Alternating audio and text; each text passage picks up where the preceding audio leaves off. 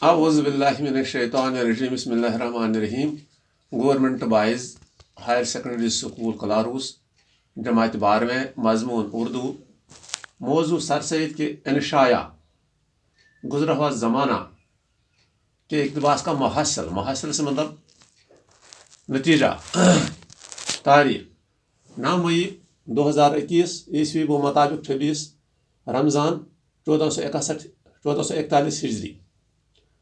عزیز بچوں، آپ نے گزرا ہوا زمانہ سر سید کا پڑھا ہے، لیکن اس وقت تھوڑے بچے ہی تھے۔ آج مجھے امید ہے کہ سب بچے یہ لیکچر سن رہے ہوں گے۔ تو میں نے ایک سر سید کے ایک مضمون انشاء کے ایک اقتباس کا یہ سدیس پیش کیا ہے، محصل پیش کیا ہے۔ سوال: سیاق و سباق اور مصنف کا حوالہ دے کر مندرجہ ذیل اقتباس کا محصل لکھیے۔ محصل سے مطلب نتیجہ۔ اقتباس یہ ہے: تھوڑی دیر گزری تھی کہ اس کے کانوں میں میٹھی میٹھی آوازیں آنے لگیں۔ اس کی پیاری ماں اس کے پاس آ کر کھڑی ہو گئی، اس کو گلے لگا کر اس کی بلائیں لیں۔ اس کا باپ اس کو دکھائی دیا، چھوٹے بھائی بہن اس کے ارد گرد کھڑے ہوئے۔ اماں نے کہا، کیوں بے قرار ہے؟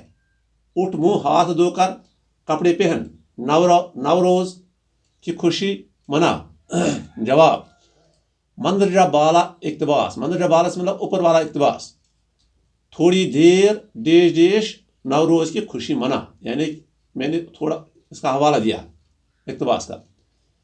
یہ اقتباس سر سید احمد خان صاحب کے انشائیہ گزرے ہوئے زمانے سے ماخوذ ہے۔ ماخوذ سے مطلب لیا گیا۔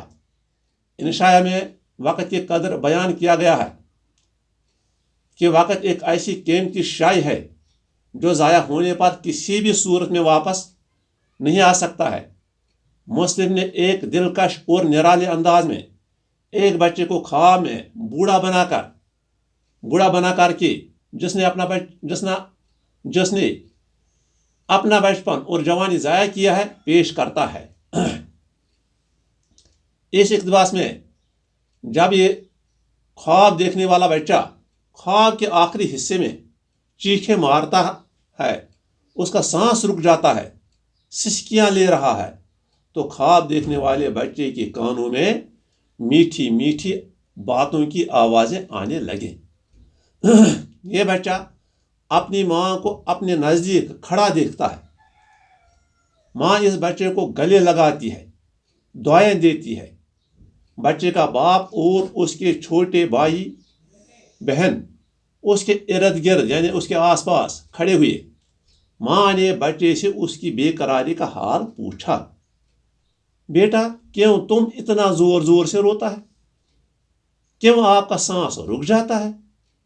اٹھو، منہ ہاتھ دھو کر نئے کپڑے پہنو اور نوروز کی خوشی میں شامل ہو جاؤ۔